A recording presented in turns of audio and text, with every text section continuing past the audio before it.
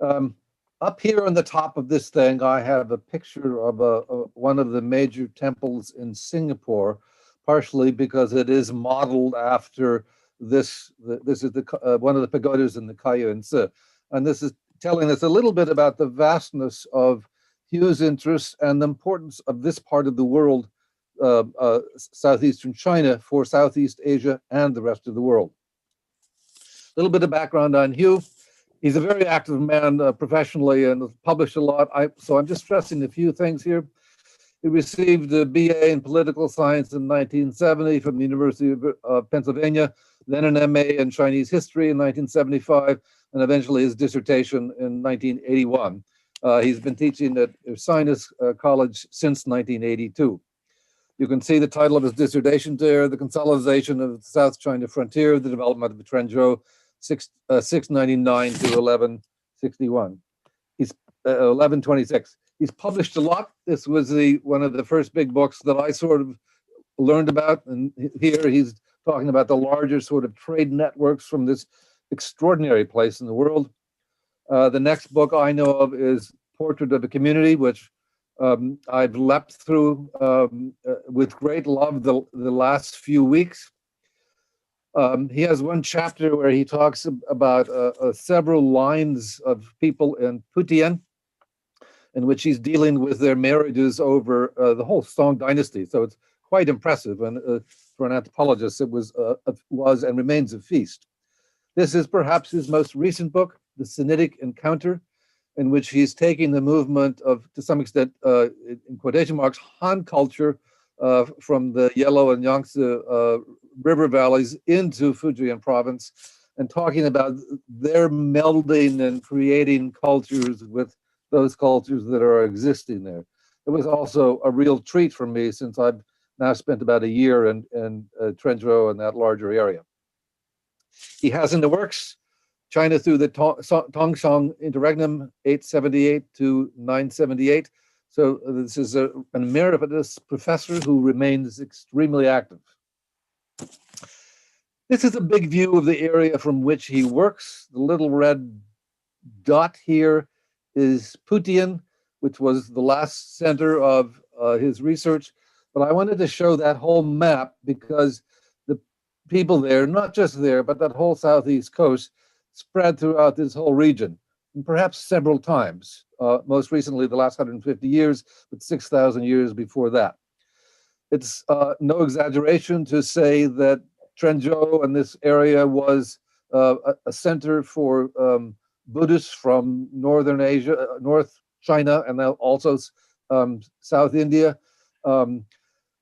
Traders from Fujian were the people who sort of furnished and fed Angkor Wat when it was being put together. This is Borobudur, and there was much action between this place here and Borobudur down here in Java. I could go on from there, but this is one of the great and extraordinary places in the world. Now, Hugh's telling us about moving on from there, and it's with that, I will stop talking and give him the floor. So, Hugh, welcome to the University of Virginia. I wish you were here actually rather than virtually, but we'll do what we can. Take away. Well, thanks, Fred. It's a great pleasure to be here, and I much appreciate the invitation. I want to express as well my appreciation to Dorothy, and I want to acknowledge Zhangzhou, who just reminded me, but I was actually going to say this, that I published her first work in English when I was editing the Journal of Sungyuan Studies. She told me it's just been included, will be next year included in the 50th anniversary volume of Sungyuan Studies. The editorial board was asked to pick a representative essay from each decade of the journal's history. And I'm delighted that Song's essay is the one that was chosen for the 2000 aughts. That's wonderful. I'm gonna go to screen share and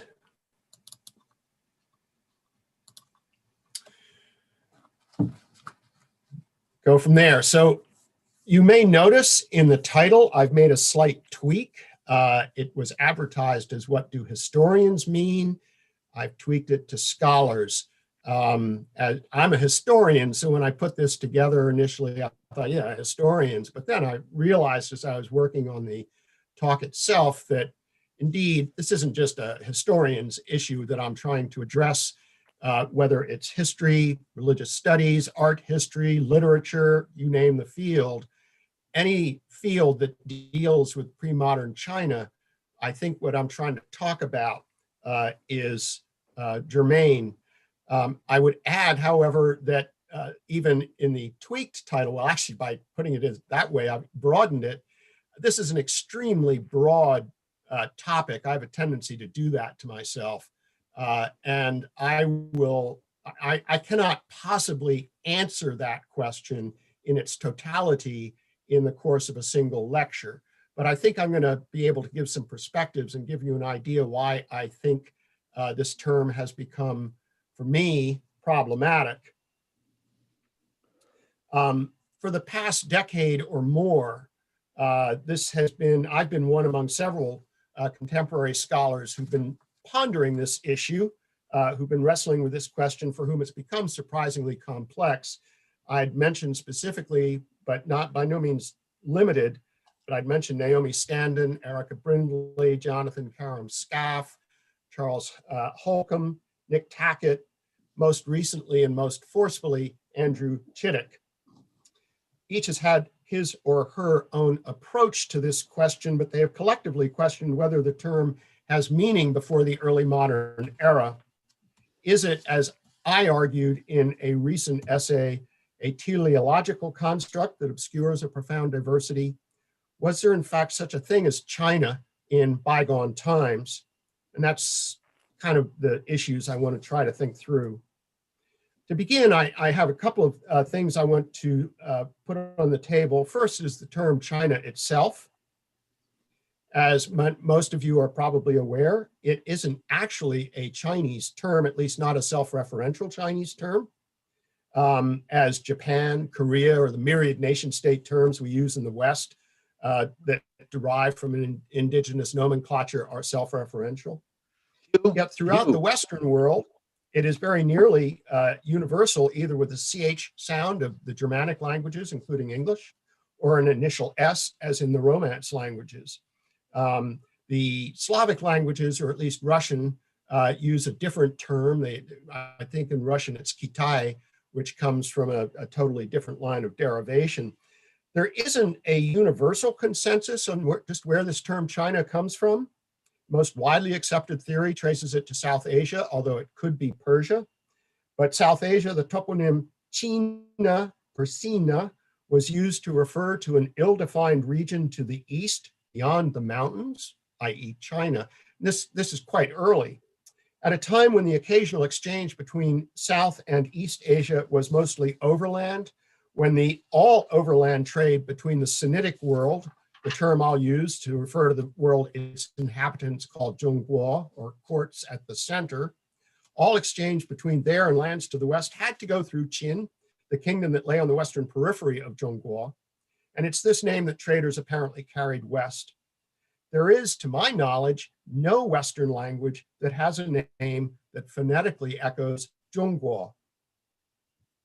My second opening comment is actually more a mind game than a comment.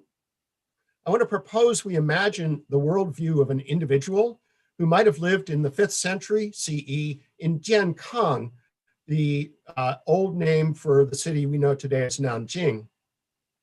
I could suggest the year is 448. I was initially going to say 450, but that's kind of boring. So I just picked 448 randomly, but it's a fortuitous year to have picked. Using Sima Guang's Zizhi Tongjian as a guide, this was, to borrow a phrase from Ray Huang, a year of no significance. There are only 18 entries in the Tongjian for 448. There is one minor uprising that gets put down very quickly. The other entries are almost all simply about bureaucratic shuffling. It happens to be the 25th year of the auspicious origins, or Yuanjia, era of the Emperor 1D of the Song dynasty, not the Song dynasty we all know, but what historians came to call the Liu Song dynasty, but they didn't call it the Liu Song dynasty, it was the Song dynasty. It's a year, therefore, without a whole lot of distraction. Now, since I placed my subject in Jiankang, 1D's capital, which was one of the largest, maybe the largest city in the world at the time, a very commercial city, it's probably fair to think of him as a merchant. And this is important to my point because merchants are likely to have some awareness of the wider politics of the empire. Now, the reign of the Emperor 1D of the Song was largely a time of peace. The empire and trade within it were both prosperous, so our merchant would probably have been content with his lot. His focus would be on the bounty of the Yangtze River Basin, but he most likely would be aware that to the north, beyond the Huai River, was a rival empire, and that's a central point. 1D and his courtiers, the empire's grandees, were certainly aware that this rival empire, the Wei, or Northern Wei if you prefer, was governed by the Tabgach, pronounced in Chinese Tuoba. They were a non-Sinitic people from the nearer grasslands to the north. They had seized the Yellow River Basin and central China, the central China plain, that had been the cradle of Sinitic civilization. They had seized it from a congeries of non-Sinitic peoples who had fought over it for the better part of a century.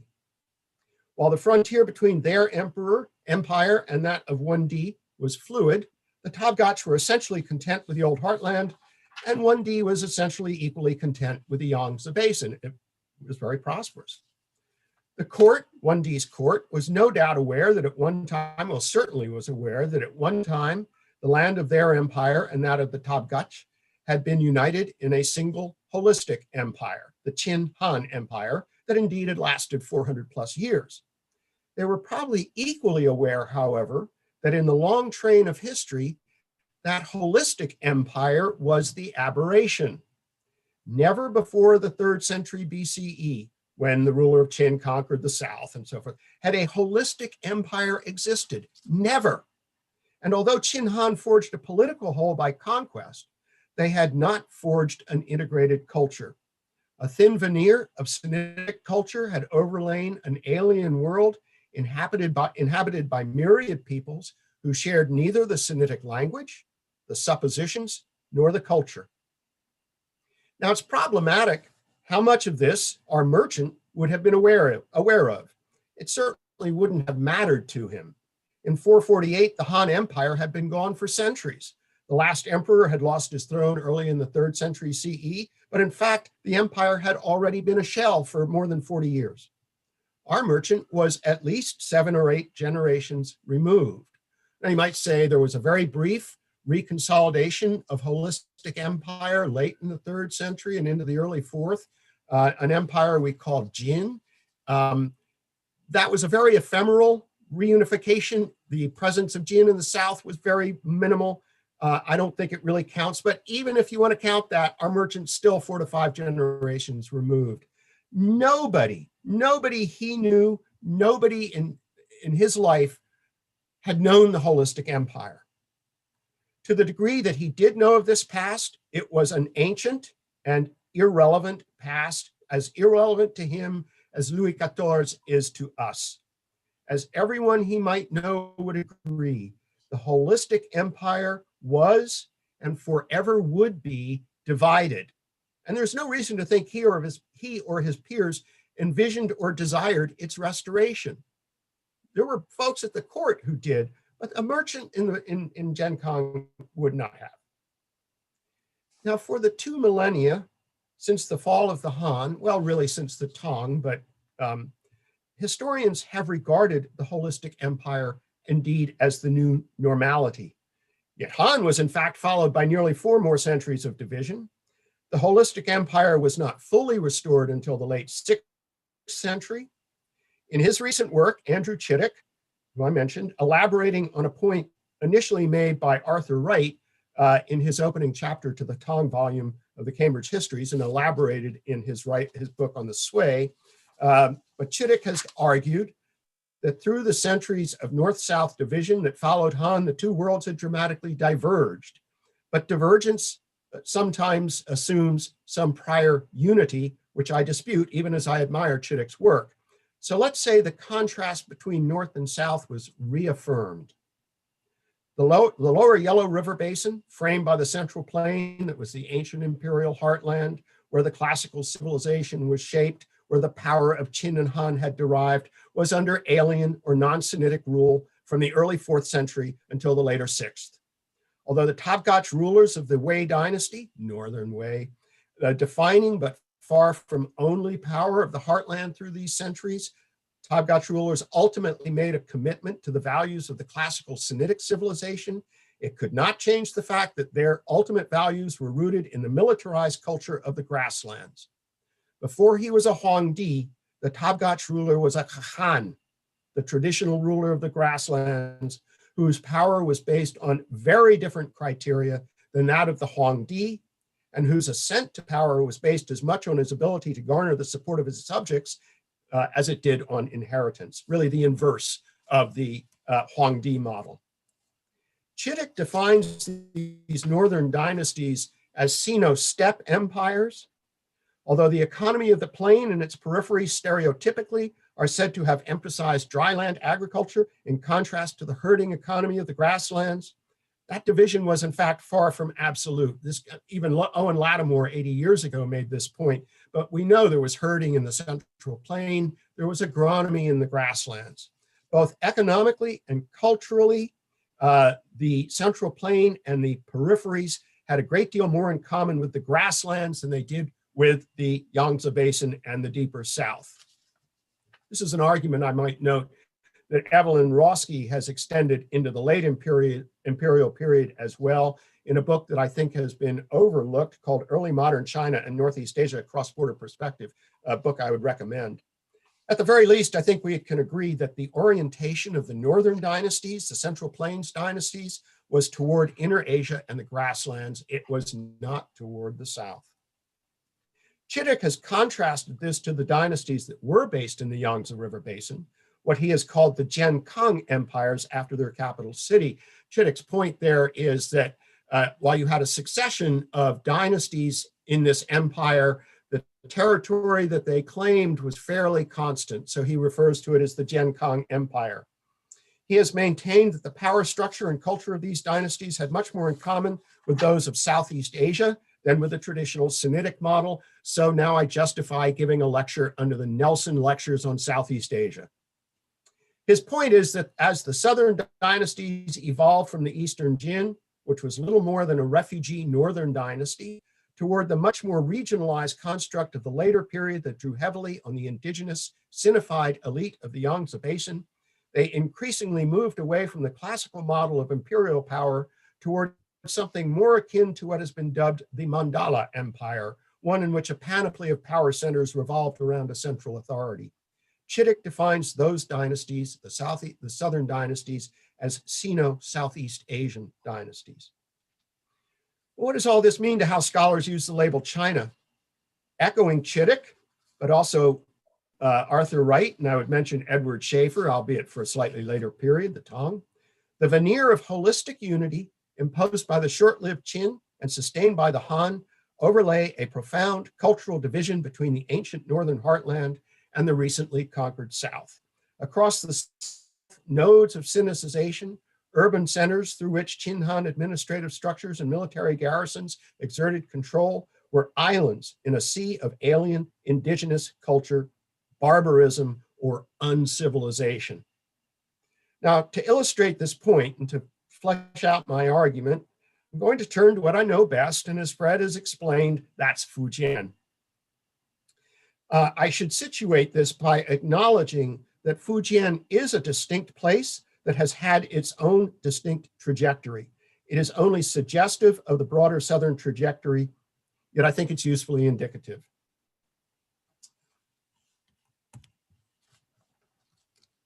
I hope that my screen share is working. It sits, as most of you would, I'm sure already know, it sits on the southeast coast directly opposite Taiwan. Beyond a fairly narrow coastal plain, the province is dominated by highlands that increase in altitude as one moves inland. Consequently, unlike almost every other province of the south, there are no rivers that connect it to wider patterns of migration. Now, I want to talk about this map just briefly. I've got 4 rivers that I've I pointed to on the map, and one other location I'll mention. But so the Min River is anchored on Fuzhou up in the north. The dark lines you see here are actually roads, but they follow the river basin. So it gives you an idea of the Min River's drainage basin. It basically drains the northern half of Fujian, and it's the largest river network in the province, but it does not cross the mountains up here. It's contained within Fujian. Moving a little further south, we have the Mulan River. I actually realized I think my arrow is off. It should be going into this spot right here, but it doesn't really matter. This is a very short river. It only goes up into the hills to about here. Its headwaters are up around there, but it's going to be fairly important to my presentation. South of that, and the Mulan is anchored, the main city is Putian. South of that is the Jin River, slightly longer than the Mulan, but not much, up to about here with its headwaters. And that's Zhangzhou. Further south is the Jiulong River, which is the second largest after the Min in terms of drainage. And that's anchored at Zhangzhou. And I will be talking very briefly about that. Most of my discussion is going to be on these 2 rivers up here.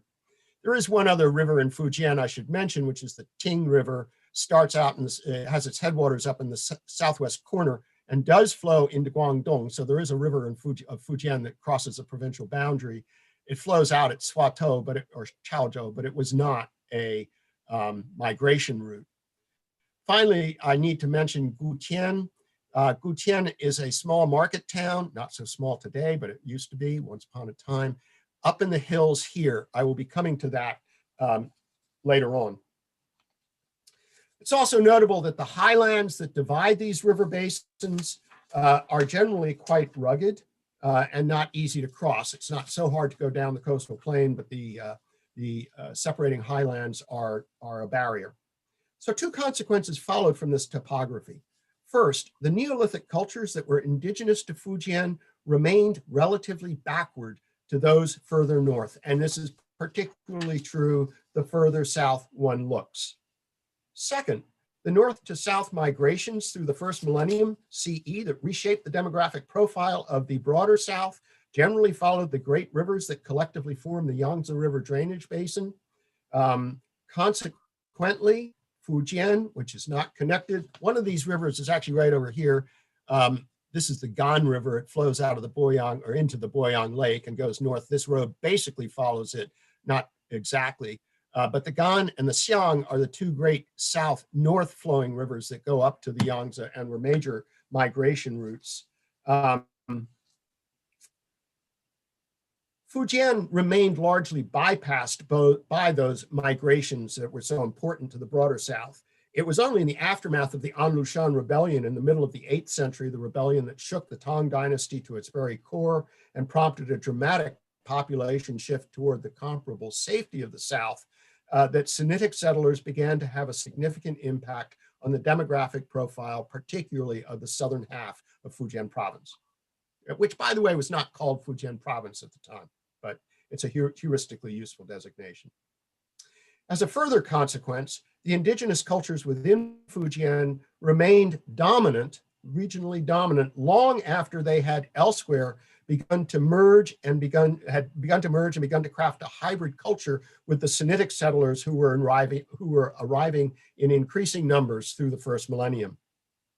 Although urban centers such as Fuzhou were nodes of Sinicization, most of Fujian remained little affected. There were a couple of others. Quanzhou had begun to consolidate. It does beg the question who was there, and I have a discussion of that, but in the interest of time, I'm going to pass on it. They were Neolithic people who were not Sinitic. Thus, as we move through the middle centuries of the first millennium, at least below the Min River Delta, coastal Fujian remained isolated, culturally distinct, and technologically backward, a region where pre-Sinitic indigenous traditions remain dominant. The several river basins had their individual distinctions, but there were some general commonalities. As the contemporary scholar Xu Xiaowang has demonstrated, for example, there was a general veneration of nature mixed with fear, fertility cults, and if you ever get to southern Fujian, go look at the phalluses. They're pretty impressive. But there were also pudenda carved into rocks. So they were quite prominent, and totemic cults to benign creatures such as frogs and fish were common throughout Fujian, but they were paired with cults to much more threatening creatures such as snakes. Snake cults have in fact remained influential in Greater Fujian to this day. Neolithic petroglyphs found in the hills behind Zhangzhou and the Jiulong River drainage basin in the farthest south, and the cave of the three emerging python located on Qingyuan Mountain outside of Quanzhou in the next river, the Jin River basin, attest to the ancient and broad role of the predatory snake. Now, I do have a couple of images here. This is one of my favorites. This is, it's a carving on a rock that I've highlighted the carving lines. Doesn't look quite as dark as that. I have a nagging fear that it was actually carved by a fifth grader 20 years ago, but I don't think that's probably true. So nobody quite knows what to make of this over here. Some say it's a nest, but nobody knows. You have this here, I used to call it a hobbit, but it's a building of some sort. It may be a residential building, an example of what the Neolithic inhabitants lived in. It seems to have a thatched roof.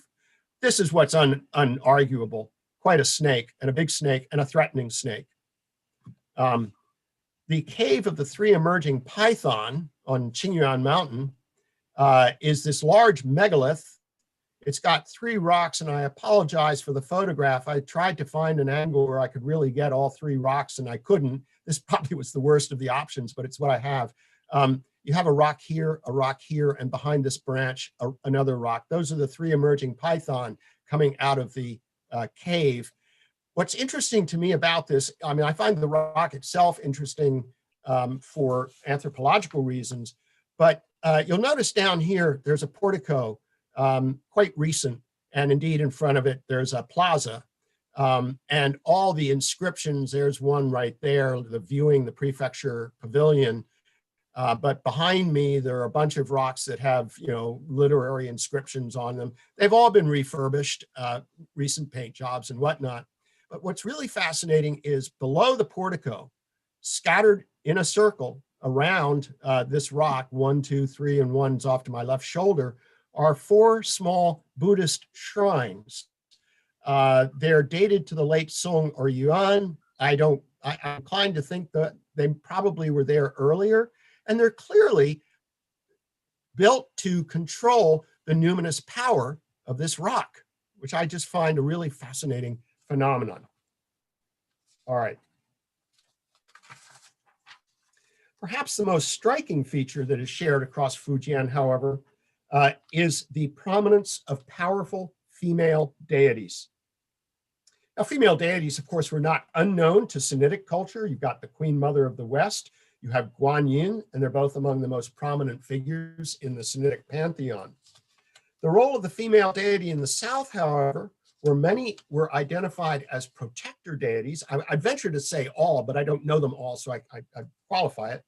But it contrasted to the foci of such deities in the ancient Sinitic culture, who, as Kanai Noriyuki has emphasized, were commonly linked to managing the afterlife. So there's a distinction that we find in the female deities between North and South. Now, the remainder of my discussion, I'm going to focus on 4 of these deities. I say narratives. They are narrative in a sense. Possibly the oldest of the female deity cults is centered on a ridge overlooking Zhangzhou, the ocean near Zhangzhou. That's not Zhangzhou to the left, but that is the ridge.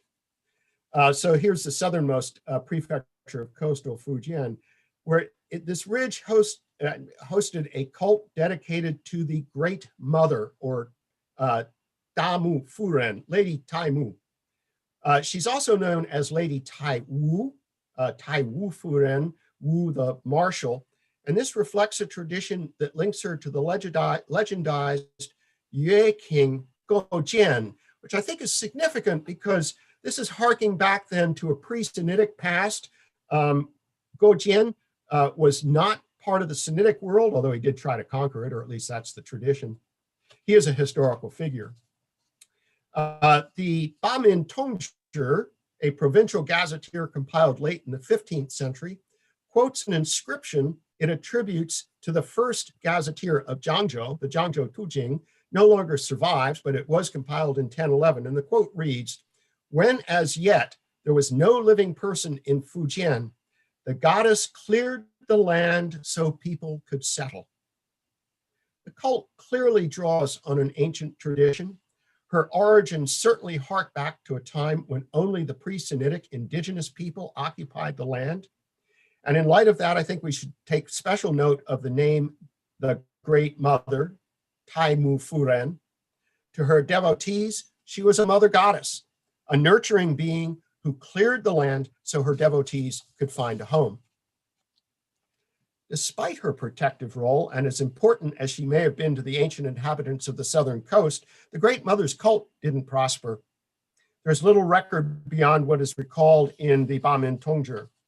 In contrast, the cult to Chen Jinggu, deified as the Lady Lin Shui Furen, remains among the most prominent in Fujian, where it continues to flourish in the Min River basin. It's most important in northern Fujian. Cult tradition identifies Miss Chen as a young and virtuous female shaman, Wu, who lived in the mid-Tang. She was born in Gutian. That's why I asked you to take note of Gutian up here in the mountains. It was a remote market center located on a tributary of the Min River, well above the Sinified area around Fuzhou and well into the upland interior. Despite its significance in later times, the early history of this cult is poorly documented. The earliest text I know of, and I would note that Brigitte Btwn, who's studied this cult, also has nothing earlier than the 14th century. I suspect this is a reflection of the cult's low profile in Sinitic culture. This is supportive evidence then that her cult emerged in the indigenous tradition and only slowly merged in later times with the encroaching Sinitic culture. As the cult matured through the Tang and after, it accreted a succession of miracle tales. However, the central episode to the life of Chen Jinggu, and notably this episode is attributed to Chen Jinggu and not to the Lin Shui Furen, as Chen Jinggu becomes, was her battle with the white snake, Bai She, a predatory monster that demanded the sacrifice of pubescent girls as appeasement. Chen Jinggu confronted the snake and killed it. Well, some narratives say she had to kill it 3 times, but she did kill it before it was truly dead. Now, this is echoed in a tale preserved in the Soushanji. The Soushanji is a collection of miracle tales that was first compiled in the 4th century, but was updated through a series of later editions. There is actually the story of Chen Jinggu is included in one of the latest editions of the Soushanji, but it's a 17th century edition, and I don't believe it's included earlier than that. At any rate, in the narrative I'm moving to, which is certainly later than the 4th century, a young girl named Li Qi outsmarts and kills a similarly predatory snake that demanded the annual sacrifice of virgin girls. Now, this tale is translated in Ken Dwoskin and J.T. Crump's In Search of the Supernatural.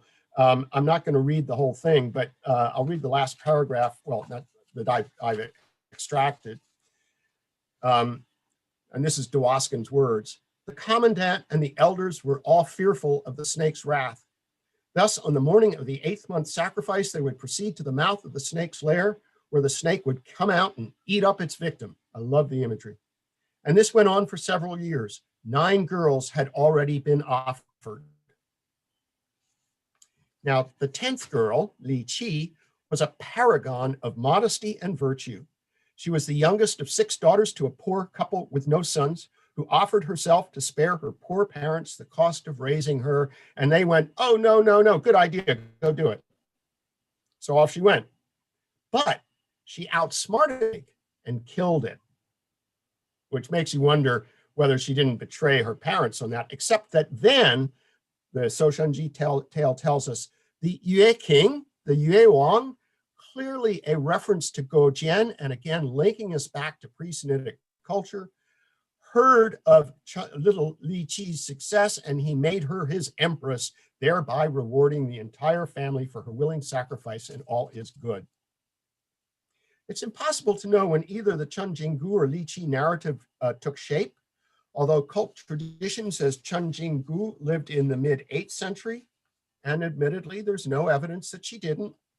Her apparent links to pre-Sinitic indigenous culture at least suggest the 8th century is a date of convenience, possibly tied to those post-Anlu Shan migrations and the reconsolidation of Tang authority. More importantly, however, the parallels between the two narratives and their common origin in the central reaches of the Min River Basin, where indigenous culture remains strong well beyond the Mid-Tang era, suggests that they are variations on a single indigenous narrative. The final narrative I want to consider is that of the divine woman of Meizhou, the Meizhou Shenyu, so named for the island off the coast of Putian district where her cult had its roots.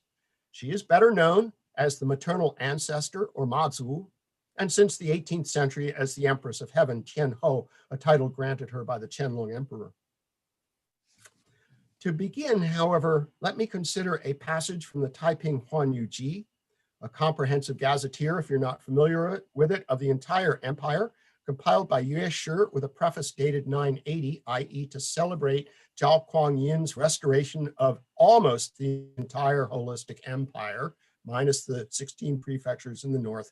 This is the Song dynasty we all know of. Yue organized his text by prefecture. Every prefecture then had a series of discussions. In his passage on Zhangzhou, the port city that for centuries anchored the regional southern Fujian that Fred was talking about, where he and I have both spent more time than probably healthy, but emphatically only in the passage on Zhangzhou, nowhere else, not on Putian, not on Zhangzhou, not on Fuzhou or Swato, or nowhere else, Yue observed the Qianlong are the uncivilized or barbarian households, the Yihu, of the prefecture of Quanzhou. They are also known as the floating boat people, Yotingze. They are the remnants of the forces of Lu Xun. In the aftermath of Lu's defeat, I'll unpack that, the survivors escaped and scattered across the mountains and the seas. Some endure to this day in Zhangzhou, nowhere else.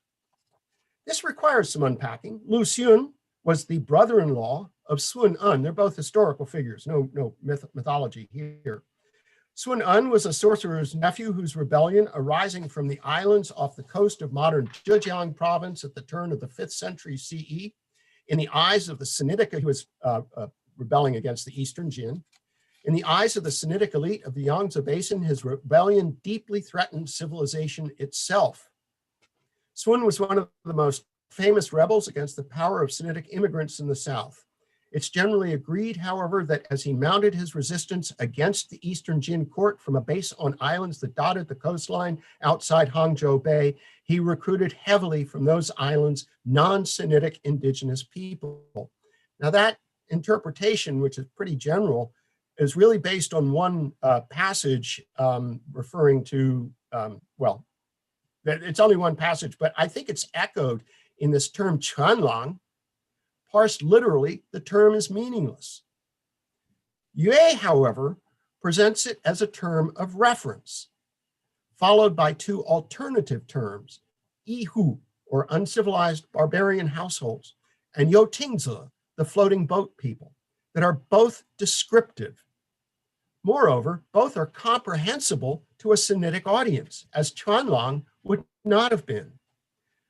I conclude, therefore, that Qianlong must be a phonetic transcription of a term of self-reference used by those regarded by the Sinitic world as uncivilized households, and that this term probably goes all the way back up to Sun Un's rebellion in the islands off of Hangzhou Bay. Sun was cornered and committed suicide in 402, but Lu Xun led his fleet south to Guangzhou. Remember, they're an island rebellion, island-based rebellion, so they have ships. And he occupied Guangzhou. In 410, Lu Xun stupidly launched a northern campaign, which was a disaster. And once again, the survivors had to flee. Yue Shi's reference is the only source, however, I know of that mentions this. Not Lu Xun, that's well documented, but mentions the further flight of the survivors. Key is that in the eyes of the Sinitic elite in the late 10th century, embodied by Yue Shi, the coast and offshore islands of Quanzhou, including Meizhou, were inhabited by a people who were recognized to be descendants of the survivors of Sun Un's rebellion. And these people were uncivilized. They were not Sinitic. And this is critical to the origins of the cult to the divine woman, for this is the community within which her cult arose. The divine woman's cult tradition claims that she lived at the end of the 10th century, but I would propose for several reasons that that's dubious. I believe, in fact, that her cult was much older.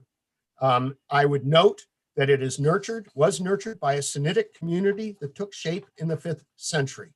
Now, we don't know whether there was a cult to a goddess on Meizhou or a deity on Meizhou, which the Chuanlang inherited when they got there, A. B, was this a goddess that they had long worshipped up in the islands off of Hangzhou Bay that they brought with them?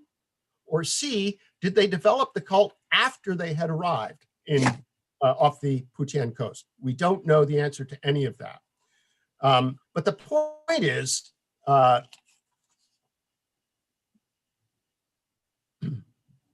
going to skip some text here. But my point is that she has a history that is deeper than the cult tradition that places it in the late 10th century, coinciding with the Song reunification of holistic empire. Now, let me pause to consider the implications here. I maintain that the roots of this quartet of female figures I have mentioned lie in the pre-Sinitic culture of the Southeast, specifically Fujian. In that world, women, young, chaste women, were important, as the otherwise anonymous Putian scholar Liao Pengfei, in a commemorative inscription dated 1150, a text I will be returning to, commented. Liao comments, quote, "There have been shrines in the past that recognize the numinous power, Ling, of maiden women, Yulang." Liao's comment is supported by the contemporary work of both Xu Xiaowang, who argues that female creation deities, I've alluded to this, were widespread across pre-Sinitic Fujian, as well as by Niujin Kai, who has identified over 30 female deities along China's southern coastline devoted to protecting mariners. Female deities were important. As we can see in the tales of Chen Jinggu and the Soshanji, the men are portrayed as cowed, incapable of confronting the danger their community faced. The men instead seek to appease the predatory snakes by offering the virgin girls they demand. The two female figures, on the other hand, are brave, shrewd, and powerful, and they're the ones who resolve the threat. Chen Jinggu, moreover, is specifically identified as a shaman, as Wu. This was not the Sinitic world. It was the world of the indigenous non-Sinitic peoples. It had taken shape over many centuries beyond the realm of Sinitic culture. But of course, in time that had to change following migrants who began to trickle to the south in the late first millennium BCE, whose pace accelerated in the middle centuries of the first millennium CE. Sinitic culture that they brought was a growing force. And ultimately, Sinitic and non-Sinitic were sutured together. We know that, that's China today. The South did not remain outside the Sinitic realm, nor was Sinitic culture unaffected by its encounter with the indigenous cultures of the South. So the remainder of my discussion attempts to address this through the trajectory of Mazu, the divine woman of Meizhou. reflect on those two names, the aforementioned Liao Pengfei, the generally anonymous Putian scholar whose 1150 inscription is in fact the earliest surviving account of the divine woman's cult, refers to her only as the divine woman of Meizhou. She remains nameless, as Xu Xiaowang has argued was standard among the deities of the pre-Sinitic world. It's not clear when she acquired the colloquial name Mazu, maternal ancestor. However, as an invocation of female ancestry, it appears to draw on the widespread veneration of female creation figures manifest in the Great Mother of Zhangzhou and a host of others analyzed by Xu Xiaowang. In a telling passage, Liao Pengfei tells us that the people of Meizhou depended on the divine woman for protection. Quote, when there is drought, the people have prayed at her shrine. When pestilence rages, they prayed at her shrine. When coastal bandits flock together, they have prayed at her shrine, and the god has replied. Liao clearly understood the deity to be a general protector deity of the island.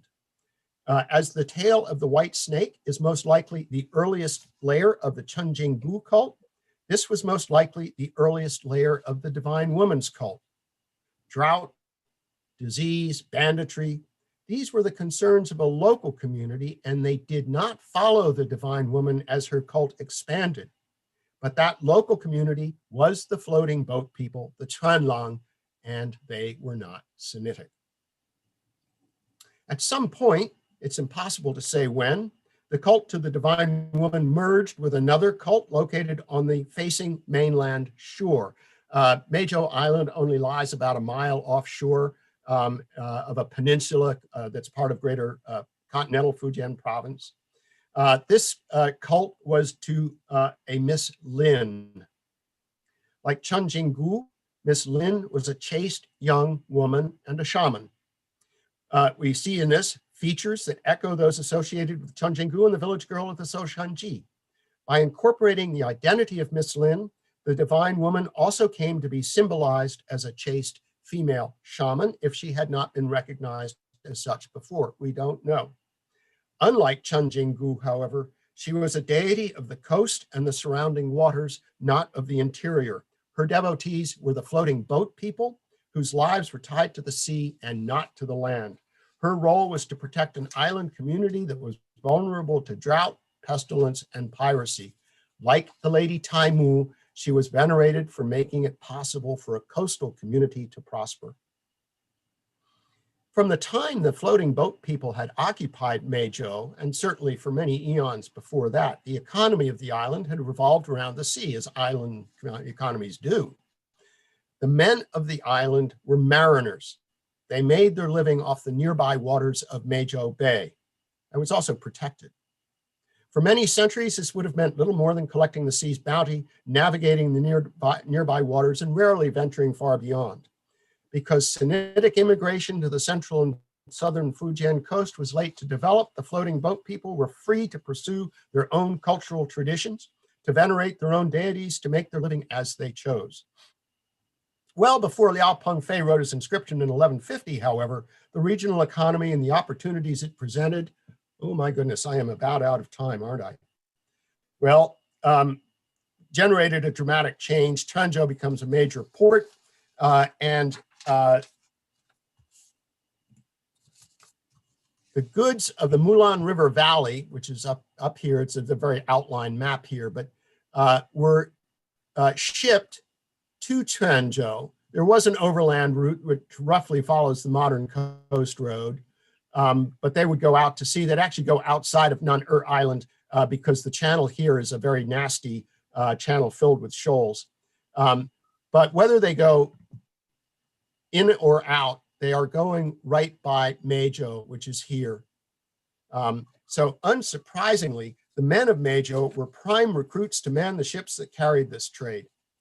The island men knew the waters, but that they also faced storms and other dangers. For protection, they carried incense from the ashes of their favorite deity, that would be the divine woman, and these could be used to seed new temples.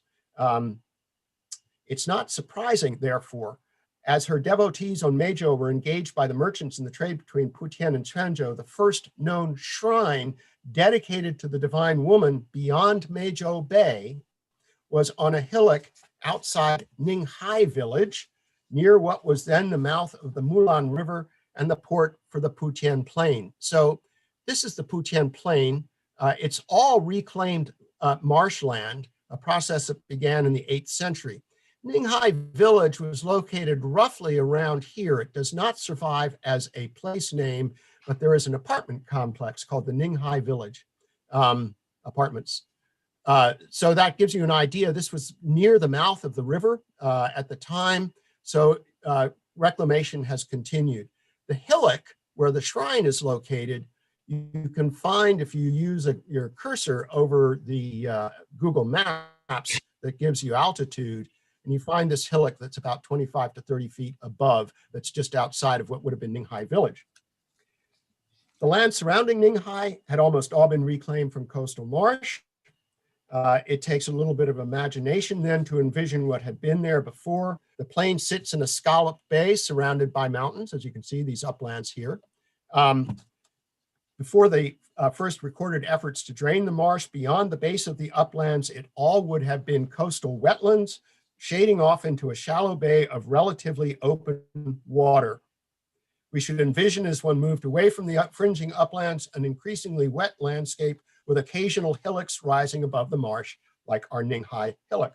Such wetlands the world over are an extraordinarily rich environment, and evidence is supported by shell middens on the surrounding hillsides that the Neolithic people had been exploiting this marsh. By the late 11th century, the area around Ninghal was now dry-ish. Even now, it's not really very dry. But we can find the hillock, as I've explained. We can only speculate about how the early inhabitants, ancient inhabitants, might have related to the mound, but Liao Pengfei mentions that 2 otherwise anonymous and unknown male deities for untold eons had been venerated on top of this mound. But then, and this is an important passage, and I'll have to really summarize from there on, but let me read this. In 1086, a radiant light repeatedly manifested itself at night from the mound. The people had no explanation. A fisherman went out to investigate and found a bamboo raft. He placed this by his house, but by the next day it had returned to its former place. That evening, the people living near the mound all had the same dream, quote, "I am the goddess of Meizhou. The raft is in fact the evidence of my presence. You should build me a retreat on the mound." The elders thought this extraordinary, so they built a shrine, which they called the Shrine of the Holy Mound.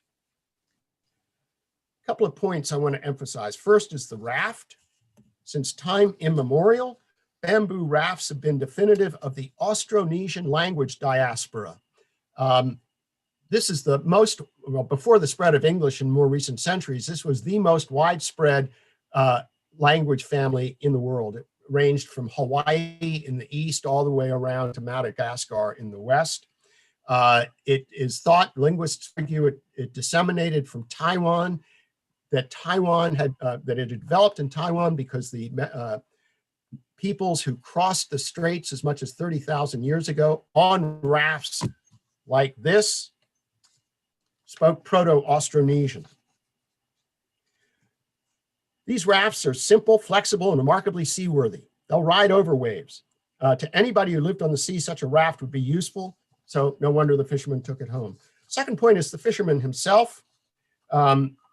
As much as the raft is a hint to the fisherman's identity, so is his livelihood.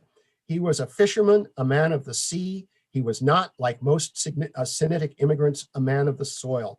Right away, he recognized the utility of the raft. All his life, he must have used exactly such craft as he worked the coastal waters off Ninghal. If he didn't live on Meizhou and be one of the floating boat people, he surely lived among them and knew their ways. The Shrine of the Holy Mound, in other words, was established by a community that at the very least had more in common with the floating boat people than with the Sinitic settlers who were arriving in growing numbers. The latter were the people who sought to transform the coastal marsh, the Sinitic settlers, with its wealth of marine resources, transform it into valuable cropland, which it is. It's very valuable cropland. The floating boat people, on the other hand, had long exploited the marsh. They saw no need to transform it. They were the people who had venerated the divine woman for an unknowable length of time, and that's the point. Like Chunjingu, the divine woman was a powerful female invested with the aura of the shaman. She protected her devotees from the dangers of the maritime world. She was emblematically a deity of the non-Semitic world. As such, she speaks to the enduring contrast between North and South that divided the empire. Well into the imperial world era, in other words, as Chittick and others have argued, the realm we call China was deeply split. It was one thing to impose the political will of the Central Plain deep into the South. That was done in the 3rd century BCE in the narrative most of you are familiar with. But nurturing cultural unity was a far different, far more challenging proposition. Now, there's a Mazu, the divine woman, finds herself coming to the attention of the emperor because she saves is said to have saved the emperor's envoy Lu Yundi, who had traveled and led a diplomatic mission to Goryeo, the Korean kingdom, in 1123. On his return from Korea, his fleet of 8 ships was battered by a storm. 7 ships sank. His ship survived. Everybody saw the goddess at the top of the mast, dancing at the top of the mast, where she moved about. This was no doubt St. Elmo's fire, a recognized meteorological phenomenon. After Lu was saved, he made inquiries, and a gentleman named Li Jun, who had worshipped the deity of the Holy Mound, who was on the ship, told Lu of all the blessings the deity bestowed. And when Lu returned home, he gave a report to the court. So one might ask what the divine woman was doing up in the Yellow Sea. We know that Zhangzhou traders, Fuzhou traders, Fujian traders were active in northern waters. Lu Yundi would have put together a fleet of ships that were merchant ships hired for the purpose. And one of these ships is captained by this guy, Li Jun, that I just referenced. Li Jun is a member of the Btwn Li kin group, Zhu. Btwn, as I commented, was adjacent to Ninghal. It was a merchant or commercial community. However, Li Jun, the ship captain, had a kinsman, Li Fu, who was a man of great wealth. He's commemorated in the Putian gazetteers. He's memorialized. He used his wealth for all sorts of social projects, shelters, new monasteries. He built dikes, but he also funded a large library, which he made available to his kin as they prepped for the imperial exams. He was seeking to transform the status of his kin, and an adequate preparation for the civil service exams was an essential step. However, Li Fu was not divorced from his family background. He underwrote the 1150 restoration to the Shrine of the Holy Mound in preparation for receipt of the imperial placard that would bestow the name Smooth Crossing and grant the divine woman orthodox status. Liao Pengfei, the anonymous Putian scholar who held a facilitated degree but never held office, who composed the 1150 inscription, was Li Fu's amanuensis. It was Li Fu who asked Liao Pengfei to compose the inscription. So, very quick conclusion. I hope I can have like 2 or 3 more minutes.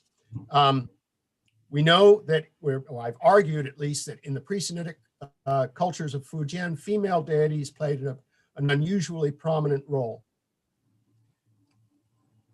Sinitic settlers do not appear to have been active in these cults.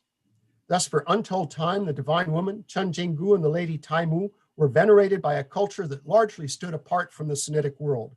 Long after the Qianlong, themselves emblematically non-Sinitic, had settled on the islands in the adjacent central coast, They had lived on the periphery of a world that was only gradually becoming Sinitic. They lived where the Sinitic presence was as yet a minor phenomenon. They were the non-Sinitic peoples were in control. For many years, the two worlds remained apart, developing their own distinctive traditions. They couldn't stay apart forever. Beginning in the late Tang, we begin to see fusing. For the divine woman, it was the coastal trade that began to break down the barrier that kept her world apart from the infringing Sinitic world. As the opportunities for engagement grew, that trade brought her devotees into a network that soon ranged from Korea and Japan in the north to the South Seas to the south. Although through the travels of her devotees in a process examined long ago, by not so terribly long ago, Valerie, if you're listening, I apologize, but by Valerie Hansen, among others, her cult was brought into contact with the Sinitic world. Initially, that world paid her little attention. Even the initial report to the throne for recording the survival of Lu Yundi, compiled by Lu Yundi's amanuensis, did not mention the divine woman. Xu Jing, the author, contributed the salvation to another deity. Well into the Song, she remained a local deity patronized by a regional circle of devotees. She traveled with her devotees, but there is no evidence that her cult had spread beyond that closed and narrow circle. It was Li Jun, captain of the vessel in which Lu Yundi survived, who pushed Lu to recognize that he owed his salvation to her, and Lu in turn advocated to the court that it was the divine woman who saved his ship. Li Jun lived at this critical juncture in his kin's history, moving from the commercial world to the scholarly world. He was caught between them. Whatever his ethnicity, he was a product of the world that venerated the divine woman.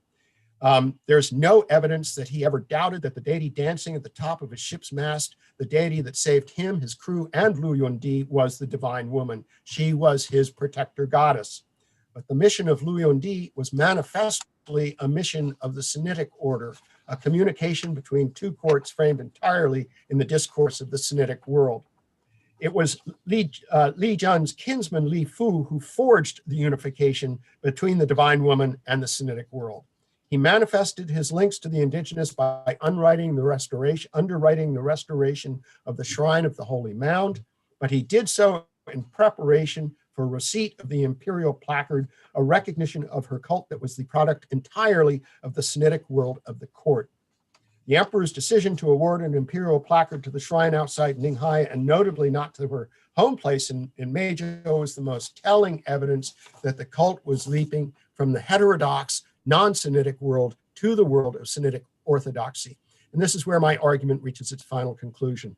In the decades and centuries that followed, the divine woman, the maternal ancestor, received a succession of imperial recognitions, ultimately as the heavenly empress, the empress of heaven.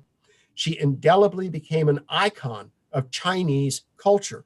But this was not the classical culture of the ancient Central Plain. Rather, as North and South became increasingly interwoven through the Song, and especially the later imperial dynasties that ruled the holistic empire for most of the second millennium, this was a hybridized culture that drew both on the phlegmatic scholarly traditions of the Plain and the ecstatic traditions of the South. The divine woman is but one example of the interweaving of these superficially opposed traditions. I argue this is what was meant by China and Chinese. I appreciate your bearing with me, and I don't know if I've answered any questions about this, but I'm open to some Q&A, and I hope we can have, that we can fill in some of the gaps that might be outstanding. Thank you for your attention.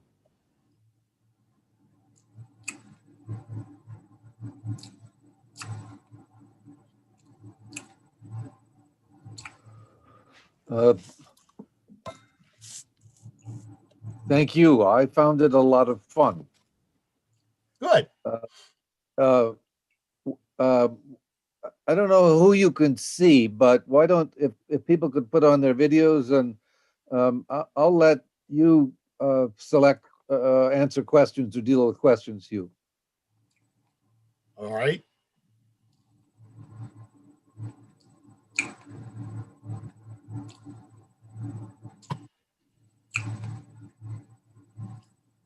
So if anybody's out there that would like to pose something, go ahead and do it.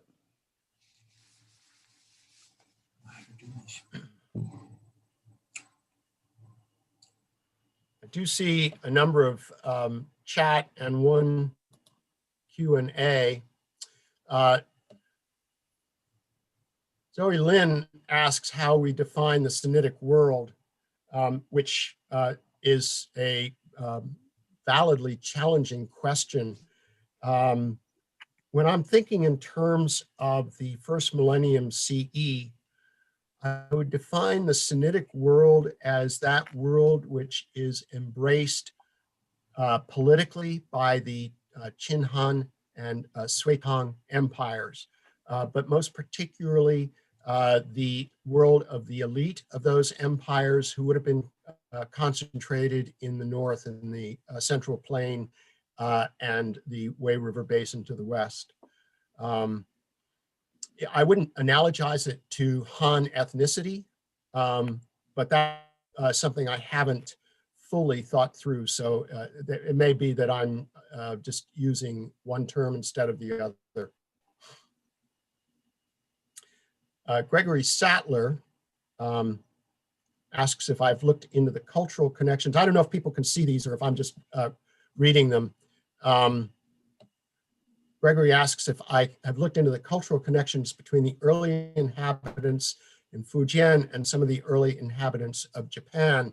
As he notes, there were in fact many shared customs between these peoples, one of which, a very minimal one, that Wang Lianmao, who Fred referenced, I'm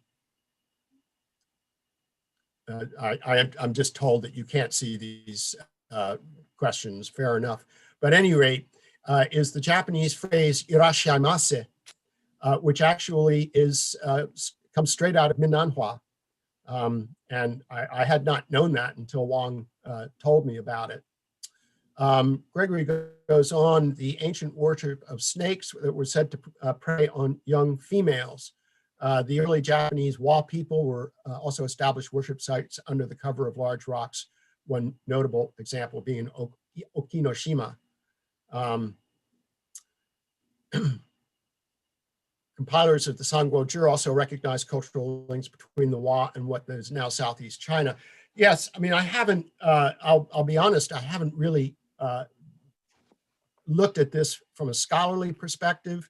I am aware of it. I don't know if it's, and I don't think Gregory is proposing that it is people from the Southeast coast who became Japanese. I think the Japanese, the origins of the Japanese people is much more complex than that. But I am well aware that there was exchange from a long, long time ago. I was asked several years ago to prepare a paper for a conference on early Taiwan on the links between Taiwan and mainland China in early times. And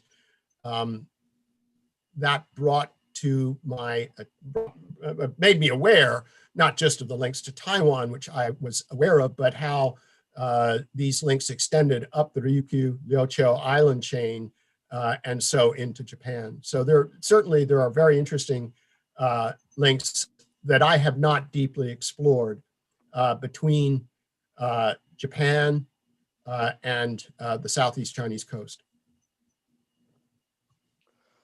I would add something there that I know that the linguists play with the idea that there are closer affinities between Japanese and the Austronesian languages than there are between the Austronesian languages and the Sinitic languages.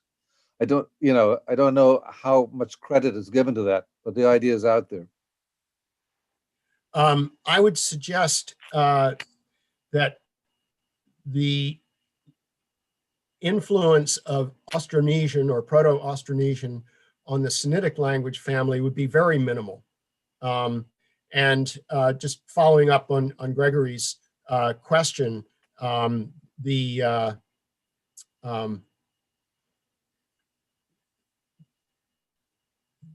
cultural cross references between the Southeast coast and Japan that go back. I've read speculation, for example, that Rizhou culture was brought to Japan by peoples coming from the southeast coast broadly, not necessarily Fujian, but Jiangsu, even Zhejiang, Jiangsu, that they brought Rizhou culture to Japan. And one would imagine that if you have those kinds of cultural links, you would have linguistic influences as well. I have a comment from Andrew Chittick. Good to hear from you. Suggesting we would do better to think of the Sinitic world in the first millennium as the region where literate elites used classical Chinese, Wanyan, and learned its principal philosophical and historical texts. That's a wider area than the Qin Han Empire, but also allows for the survival of non-Sinitic or hybrid non-literate cultures potentially everywhere within that region. An interesting observation, and I'm going to give Andrew a plug here. He published this last fall a wonderful book called The Genkong Empires in Chinese and World History that I know because we've had myriad chats in years past about this, that Andrew had been working on for a very long time, and working on it in a very different way than I've worked on this material. So his suggestion about the Sinitic world, I think, is an important one, and one that I would defer to. I don't think it undoes or challenges the way I've used the term, but it is worth paying close attention to. So thank you, Andrew. Sophia Kidd made a comment: do earlier semantic texts such as Yang Xiong's Fangyan or the Zhangjie Pian include the linguistic groups of pre-Sinitic Fujian ethnic peoples? I'm going to have to answer, I don't know. I am familiar with Yang Xiong. I'm not familiar with the Zhangjie Pian, and I don't know the answer to the question. I would venture it's worth looking into. Thank you for that.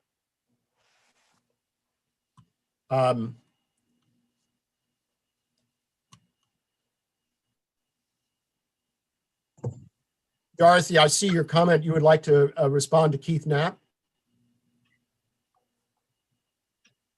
No, I unmuted Keith, so Keith can speak. So can Okay. Keith, would you like to ask your question? Okay, yeah, sure. So I'm just thinking about your merchant from 5th century Genkong in 448.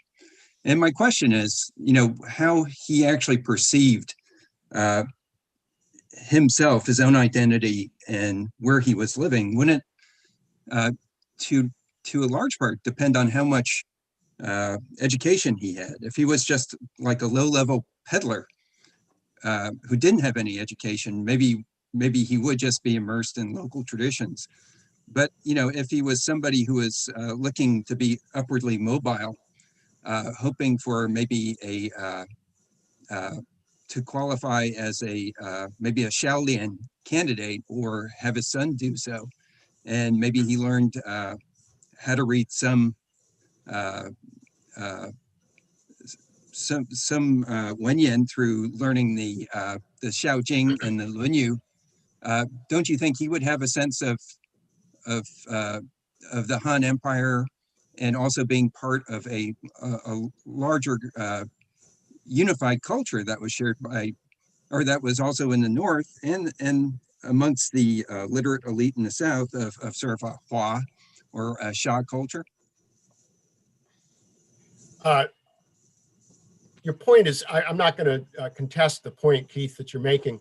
I think the merchant I was envisioning is a merchant who's content being a merchant, not so much. I mean, and of course, there's a pure, like, I can construct the merchant in any way I want to, because he doesn't exist except in my mind. But I think you are right that if you had a merchant who was seeking to change his social position, and you see this with our Baitang Li at a much later point, it's clear that in the 12th century, the Baitang Li are trying to change what their social position was. If you read Li Fu's biography in the Putian Xianzhi, as far as I know, it's the only place you're going to find it. He is presented as a man of learning, of high moral stature, because he is using his wealth for all of these very noble purposes. But he doesn't have a degree and he doesn't ever hold any office. My sense is, and the Baitang Li genealogy doesn't answer this question, at least I didn't find it. My sense is that Li Fu's wealth was derived from merchant wealth, that it was commercial wealth. But he's trying to reposition his family through founding this library and exposing his kin to not just the two texts that you mentioned, the Xiaojing and the Lunyu, but much more broadly to the literary world. And he does succeed. His sons don't earn degrees. A couple of them held minor office, or at least nominal office. But his grandsons do. His grandsons break into the Jinshi ranks. And the Baitang Li remain for centuries a prominent kin group, a prominent zhu in Putian, in larger Putian.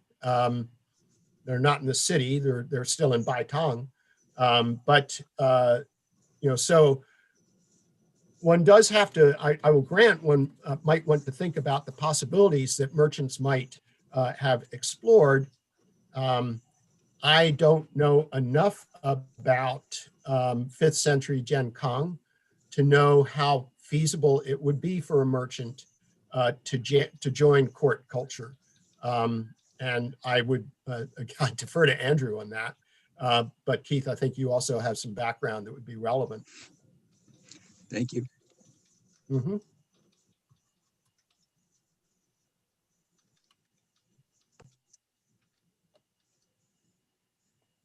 Nancy Damon asks whether my thesis about what is China is it generally accepted today?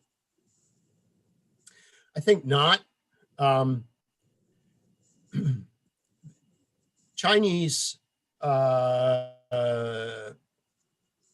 politics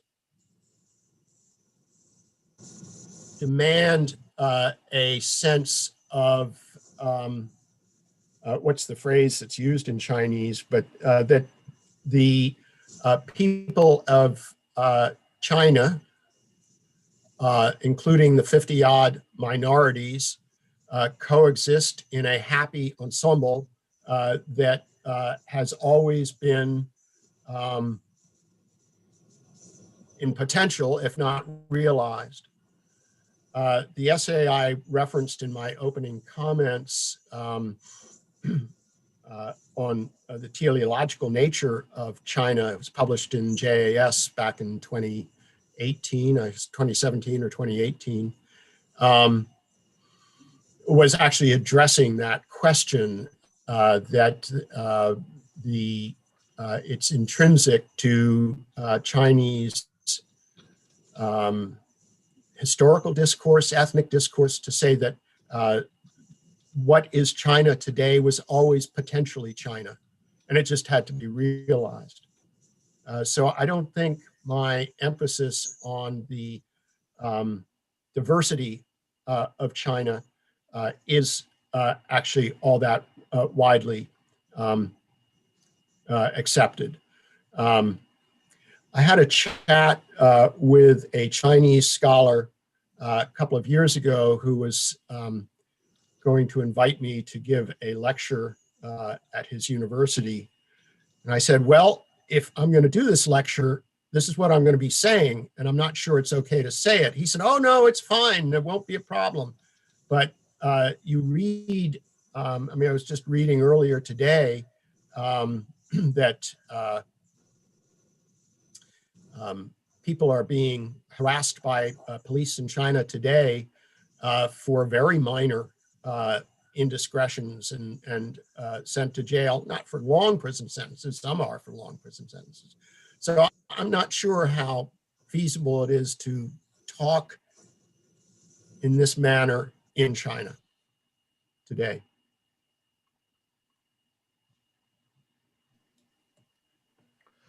I would like to take the privilege of being the host here to pose a question.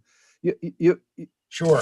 You have a very complicated historical argument, but one is that in the political sense, your China doesn't form until the Song Dynasty, and there's a number of things there, but let's take that as a given. And now I'm going to speak from the point of view of the barbarians, the Austronesian people. Don't we all?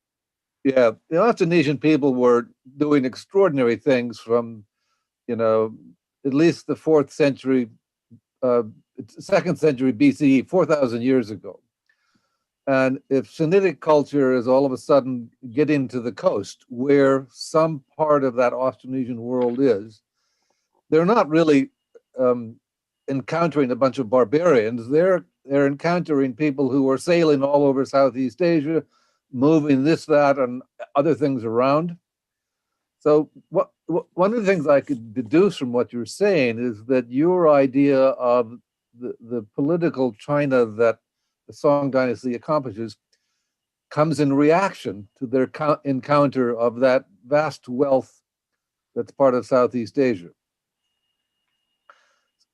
Now, I know that there's a number of things there, but it strikes me is that your neat attempt to show the mediation here might have, with Mazu and all of that, being an attempt to put a Sinitic version on an Austronesian world. I'm wondering if there's also the Sinitic world is being transformed by its encounter with the South, and that very rich marine world. Yeah, no, Fred, I would. That's actually integral to what I've been trying to think about. We're at a disadvantage because the written discourse is Chinese. The Austronesians on the southeast coast were not writing their own discourse. So what we can know about them in one very real sense is mediated through a discourse that is written from the Sinitic perspective. In one essay I was working on, I referred to the echoes of the indigenous peoples that we find. And one reason I've chosen to go at this question through the cult religions is because I think that's one of the most prominent surviving features of the pre-Sinitic world that has been incorporated into that world. If we go back into the first millennium BCE, go back to the Zhou dynasty, you had Chu, kingdom of Chu, which was located in Hubei and maybe a little bit into Hunan. Now, there are a small number of texts that are identifiably Chu, the songs of Chu being most problematic. I also think the Zhuangzi, if not actually of Chu, was heavily influenced by Chu. And Chu culture was Southern. And we find, if you read the songs, you have out-of-body experiences. You have, immortals living on sweet dew and whatever. And you hear this echoed in the Zhuangzi. That's why I think it at the very least is influenced by Chu. And yet Chu was part of the Zhongguo. Not that it made the scholars of the Central Plain happy to acknowledge it, but it was an integral part of it. And as Chinese culture, let me rephrase that, as Sinitic culture began to move toward the South and encounter the South, it's clearly influenced by what it's encountering, both linguistically and culturally, very strongly. So I would say absolutely.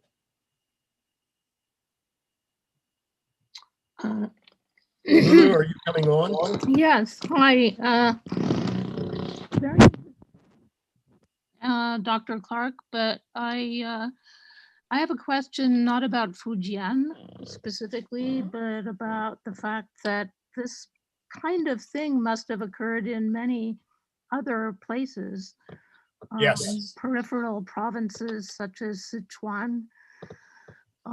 There are, I think, especially song records about Chinese officials going to a place and encountering what were seen as very barbaric practices.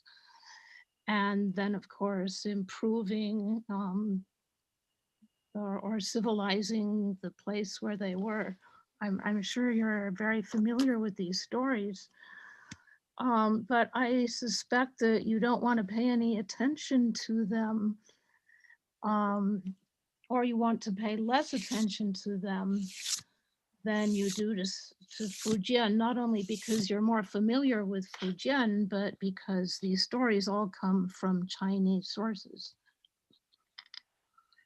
But can you at least find a larger pattern based on what you do see in Fujian that you are willing to apply to other instances of civilizing, so to speak, the periphery? Yes. I mean, I'm going to offer a couple of comments. First of all, you used the term barbarian, and I tried to use the term uncivilized, by which what I understand on that is very much what Andrew Chittick said, and close to what Keith Knapp was saying. Peoples who were not basing their cultural interpretations on the accepted corpus of literature, the orthodox corpus of literature.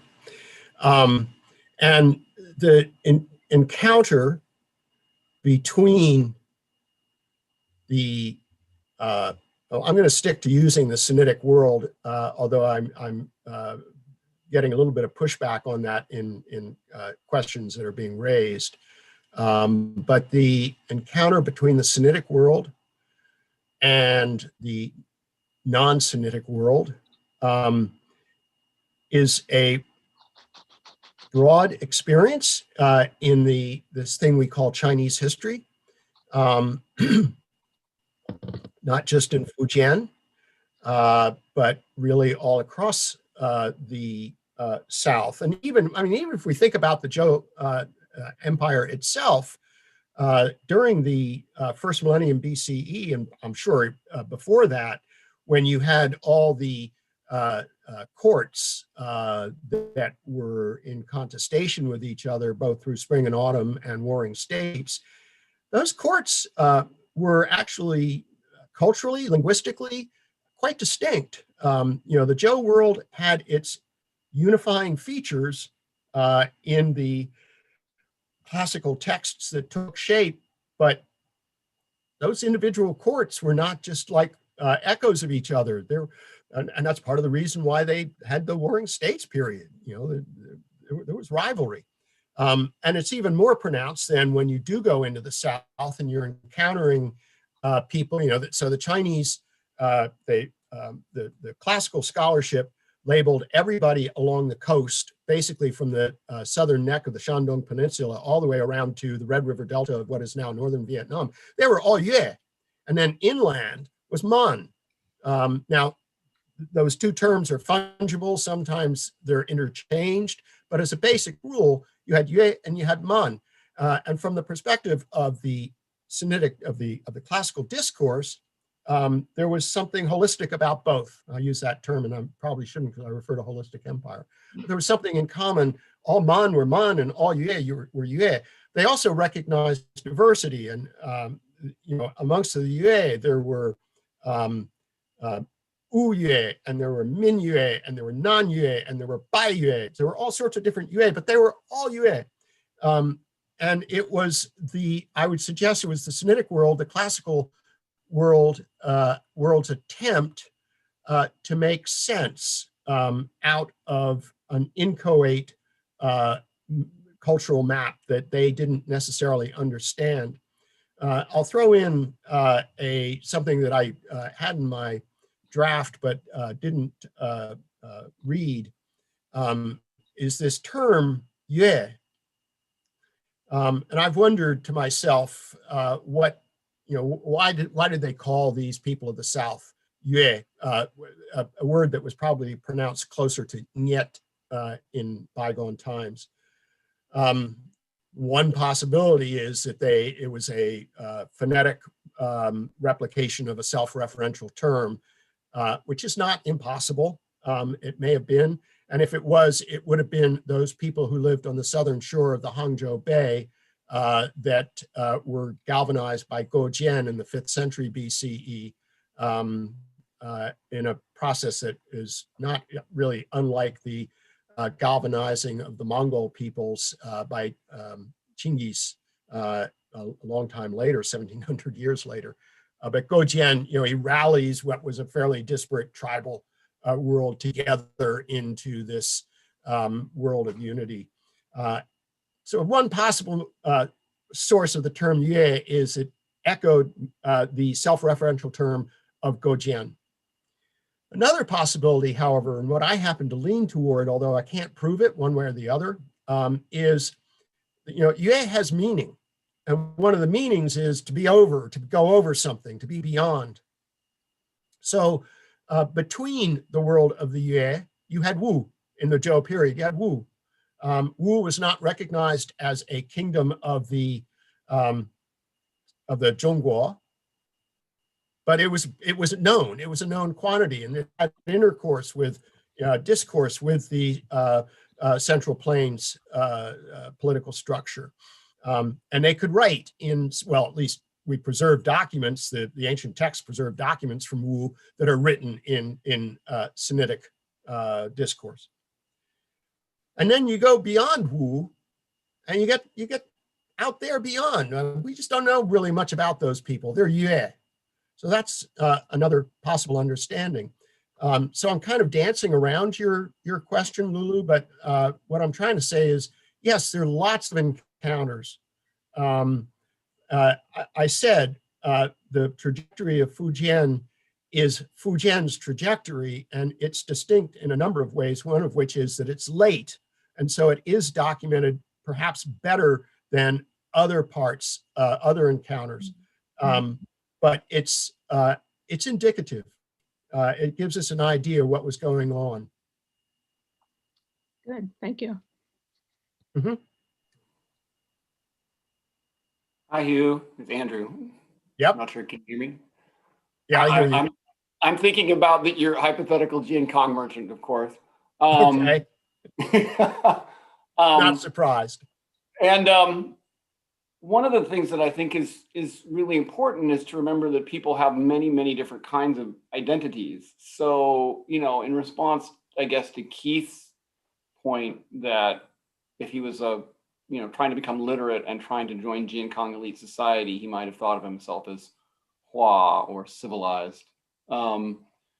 But I would also say he probably has many different identities, and his sense of belonging to that larger Sinitic civilization might not have been very high on that list, in the same sense that, that after the fall of the Roman Empire, elites all over the area that had been under that empire, and even some areas that hadn't been, might have thought of themselves as Roman at some level, but were still more interested in proximate identities.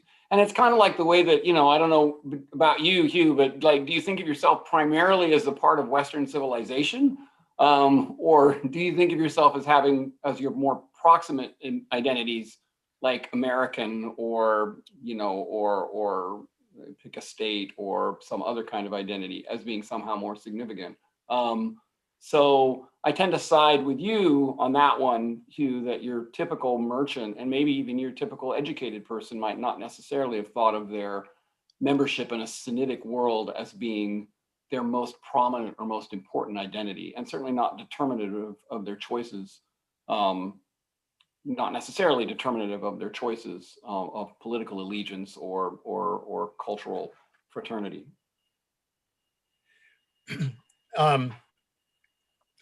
Yeah. I think your point, do I think of myself as a product of Western civilization, American culture, and so forth, makes your point quite well, that depending on how one is interpreting that, you're going to interpret it differently. When I'm thinking of my cultural heritage, vis-a-vis my friends in Zhangzhou, I probably think of it more as Western than American. When I think in terms of my ethnic and native perspective, I'm American. I'm not some kind of amorphous Western. Whether the, you know, Keith made the point, I think he was saying this, Keith, apologies if I misrepresent, that the merchant, an educated merchant, an educated person would probably be aware of the, you know, the Sinitic heritage in the North as well. And there's certainly throughout the period of Northern and Southern dynasties, there is, you know, in the Northern dynasties, the Sinitic culture endures. It'd be ridiculous to say differently. But at the same time, by the, as the Southern dynasties mature, move away from the Eastern Jin, as you called it, a refugee Northern dynasty, their identity as Southern dynasts also matured. I think I took that away from your book, but I have made the argument myself in Sinitic Encounter. So by the mature period of the Southern dynasties, were most people anticipating a time when the Qin Han Empire would be reconstituted? And I don't think so. I'm just trying to imagine my merchant, but I would find it difficult to think that at that juncture, by the mature Southern dynasties period, that there would be much push. And I know, I mean, you talk about some of the wars that pushed the northern southern frontier up toward the Yellow River, and then it would retreat back toward the Huai. And there were one or two times when northern troops, certainly with the Battle of the Putian, not the place, but the Tibetan, waged. You know, you had northern troops coming deep down into the south to the edge of the Yangtze River. But as a basic rule, for most of that period, the North was the North and the South was the South, and they were all kind of content with it. And that's a point that I've been trying to make in terms of the Tang Song interregnum, the much later period, when the South is broken up into a number of coexistent courts. And for the most part, that's okay. It's only when the Jiangnan Tang, or Southern Tang, kind of begins to rethink its position, that there's a movement out of the South toward restoring the Tang Empire, and Jiangnan Tang very deliberately took the dynastic title Tang to invoke the Tang dynasty, which was one of the reasons that the Northern Zhou dynasty finally decided, well, we have to deal with this, and started the steps that led to the Song. So, I just don't know how much pressure there would have been out of the population in general in Jiankang for restoring holistic empire.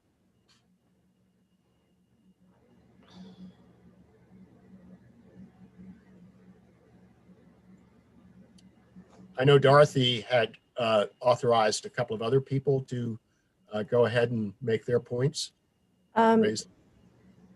Sure. First, I wanted to thank you so much, Professor Clark, for your talk. It's very, very interesting talk. Well, thank you. Thank you. So I noticed that in the development of your argument, you talked about the Soushenji, and you also talked about some local gazetteers. Mm-hmm. So my first question is, could you just recount again what it was you were finding in the Soushenji? Was it the discussion of Mazu, or the female deity, or what was that? That was the tale of the young girl who tells her parents that they should offer her as the 10th victim of the snake. And they say, yeah, okay, go do it, with gnashing of teeth and pulling of hair. And then she kills the snake. That comes out of the Soushenji. Oh, okay, thank you. And then I was wondering, you mentioned about the local gazetteers, and I was wondering, are you using earlier period Difangzhi Chinese language ones, or are you using later period ones? And have you cross-checked your findings with similar inquiry into official dynastic histories? The dynastic histories have not been useful to me. But much more useful have been texts like the Zizhi Tongjian that are more holistic. Sort of maybe even the Dili Zhi section of the economic. The Dili Zhi sections of the Tang histories, the Song history, just don't really have very much useful detail. What they do have can be affirmed through other sources.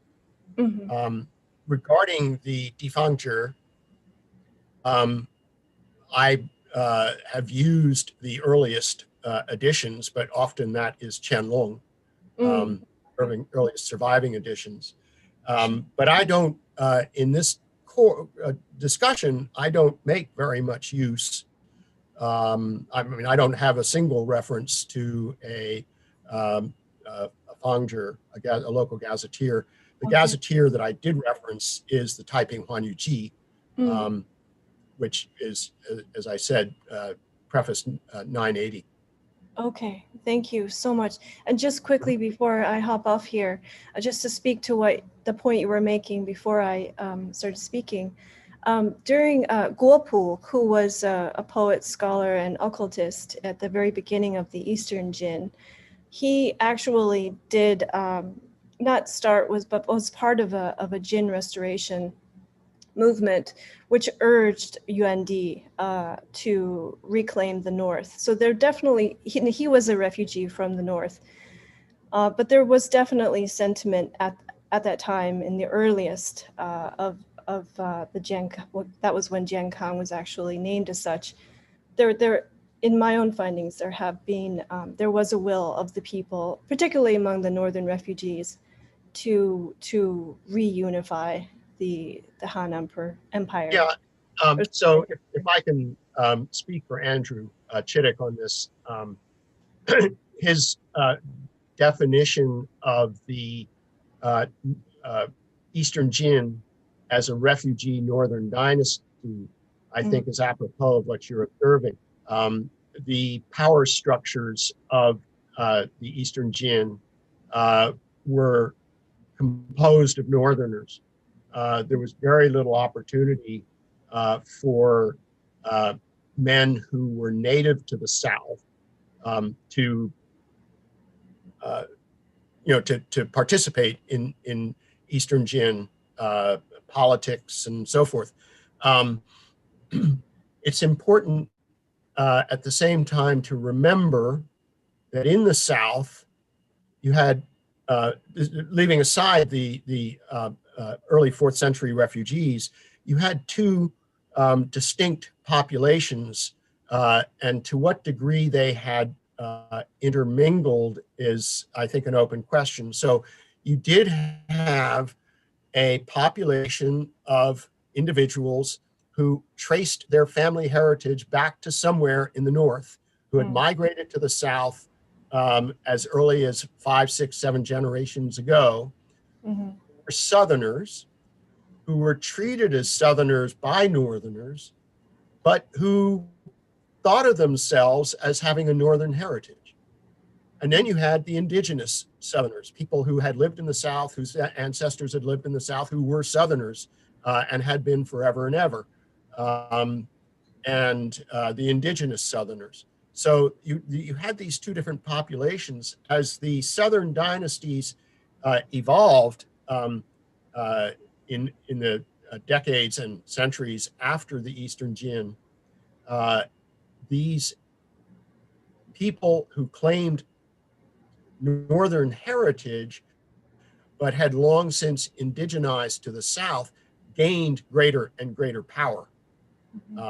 So they weren't excluded forever, but that perhaps also emphasizes the degree to which the power structures of the Southern dynasties were not focused entirely on reclaiming the North. Oh, absolutely. That's absolutely the case. And if you find in some of, for example, Guopu's River Fu that he wrote, he took great pains to sort of hybridize and bring together the heritage of both the Northerners and the Southerners, say of the Wang family, in order to help Yuandi consolidate power. So that's a very important point. Thank you for reminding me. Yep. Thank you for the question. I'm going to take the privilege of formally closing up and extend a collective thanks to Hugh for a very stimulating afternoon. I think some of us could be here for another couple of hours, but I'm not sure that's the kind thing to do to our speaker. But next time we'll have you for dinner. So well, that would be lovely. It'll be easier to keep you around.